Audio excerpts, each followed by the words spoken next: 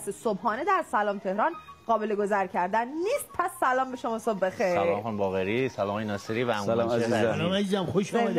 امروز اشکنه قومی رو داریم که اشکنه سیب زمینیه. اشکنه سیب زمینی. بله. مواد اولیه‌اش رو سریع به ما بگید. من یه ذره پیازداغ رو انجام دادم. این مورد علاقه آقای تشکره. پیازداغ و نون اصلا یه مبحثیه براشون. خب پیازداغ زردچوبه که داره تفت داده میشه، سیب زمینی، آرد گندمی که با آب سرد به اندازه یه استکان رقیق شده، نمک، فلفل و شنبلیله و تخم مرغ و آب.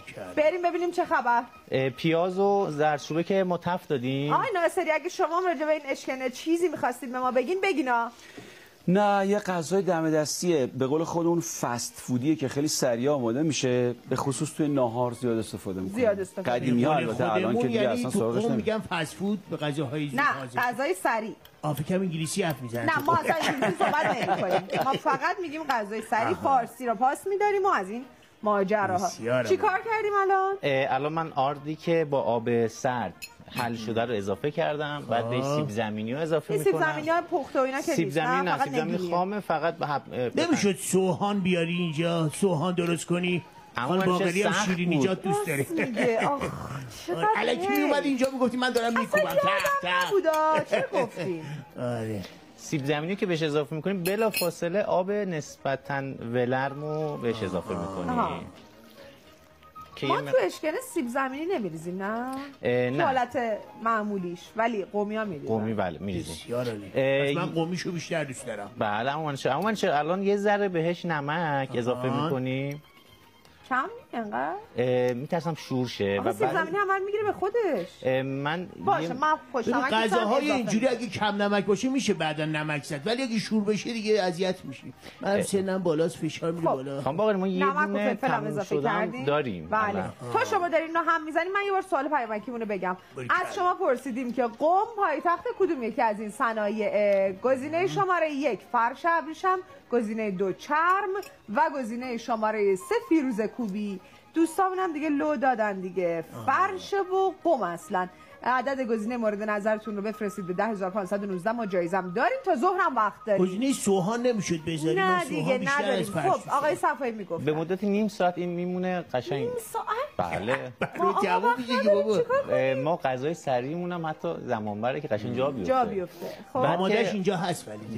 بله. بعد نیم ساعت که گذشت، نیم ساعت که گذشت 3 تا تخم مرغ توش میشکنیم، 10 دقیقه زمان میدیم که تخم مرغ بگیره. بعد که گرفت یعنی هم نمیزنیم فقط نه قشنگ مثل همین دقیقاً دیگه که شبیه گل میشه وسط شکوفه میده. دقیقاً شنبلیله روش اضافه میکنیم. فقط تو ریختن شنبلیله احتیاط باید کرد، اگر زیاد بریزن تلخ میشه.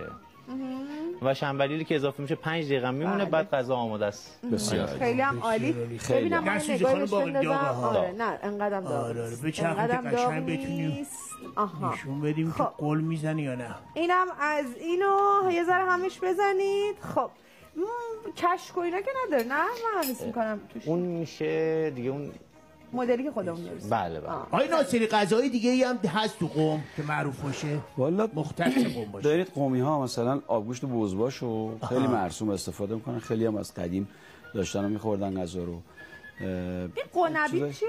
قنبیت یه چیزی یه جور گیاهه، مثل فرض کنید شلغم، حالا رنگش پوستش سبزه، بعد یه زائده های روش داره. یه طعم خاصی هم داره. آبگوشت قنبیت. بله. آبگوشت قنبیت. بله با اون درستش میکنه. آش ماشماشه هم داره. آش ماشماشه بله. ولی عمدهش مثلا مرسومشون همین آبگوشت است که خیلی استفاده میکنه. عجب. ما امروز گفتیم قنبیت پیدا میشه تهران یا نه؟ تهران هست، بعضی موقع توی تره‌بار و این ورمار دیده میشه. پیداش کنیم. متأسفانه خیلی مرسوم نباشه.